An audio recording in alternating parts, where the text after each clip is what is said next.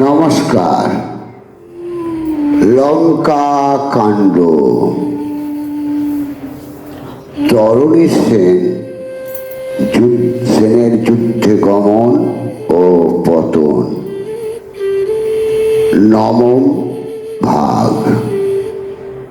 অঙ্কের দুকুল ভাসে নয়নের জলে, ধেয়ে গিয়ে বিভীষণে রাম কইলা কোলে।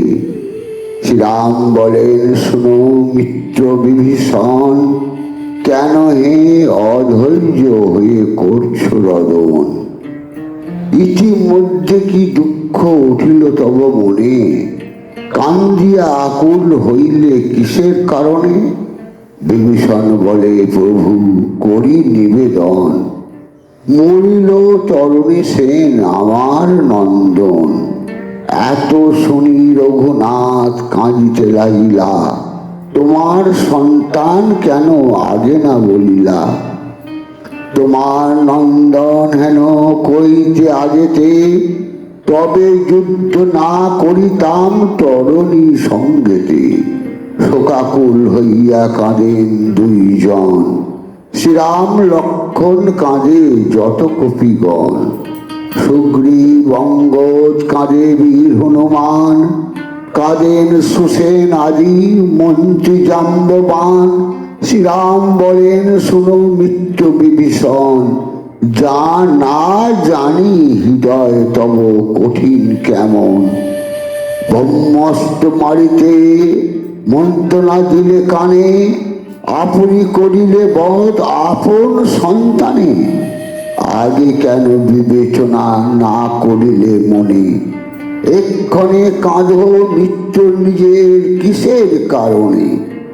শোক পরিহর মিত্র স্থির কর মন, অনিত্য দেহের তরে কাঁদো কি কারণ? বিভীষণে বলে, প্রভু নিবেদি চরণে, পুত্র শোকে কাঁদি হেন না ভাবিও মনে। ধন্য ধন্য পুণ্যবন্ত আমার সন্তান, মরিয়া তোমার হস্তে পাইল নির্বাণ।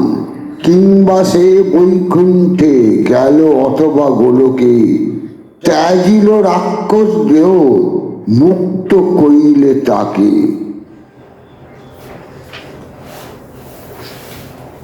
কুম্ভকর্ণ অতিকায় আদি যত বীর, পুলকে গোলকে গেল ত্যাজিয়া শরীর।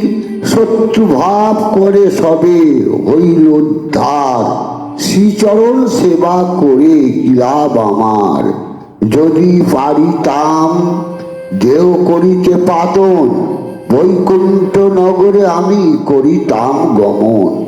মরণ না হবে ব্রহ্মা দিয়েছে বল, অনেক যন্ত্রণা পাবো অবনি ভিতর। বিষাদ ভাবিয়া কাঁদি ইহার কারণ, শ্রীরাম বলেন, দুঃখ ত্যাজ বিভীষণ। যেই তুমি সেই আমি, ইঠে নাহি আন। সাধুর জীবন মৃত্যু একই সমান। যতদিন রবে তুমি অবনি ভিতরে, আমার সমান দয়া তোমার উপরে।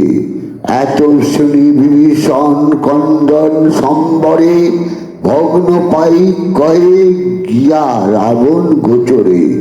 দূত কহে লঙ্কেশ্বর নিবেদি চরণে, পড়িল তরুণ সেন আজিকার রণে। তরুণ সেনের মৃত্যু শুনি লঙ্কেশ্বর, সিংহাসন হইতে পড়ে ধরণের উপর। চৈতন্য পাইয়া রাজা করয়ে ক্রন্দন, রাজারে প্রবোধ দেয় পার্থ মিত্রগণ। মৃত্তিকাতে বসে ভাবে লঙ্কা অধিকারী, ঘরে ঘরে কান্দে যত বীর নগরের নারী।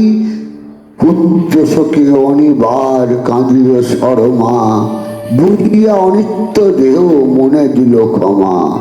অশ্রু জলে সরমার কলেবর ভাসে, জানকী প্রবোধ দেন অশেষ বিশেষে। এই রূপে নারীগণ কাঁদে লঙ্কাপুরী, রাবণ মন্ত্রণা করে পাঠাবো কারে, কৃত্তিবাস পণ্ডিতের মধুর বচন, লঙ্কা কাণ্ডে গাহিলেন তরণী নিধন। জয় শ্রীরাম।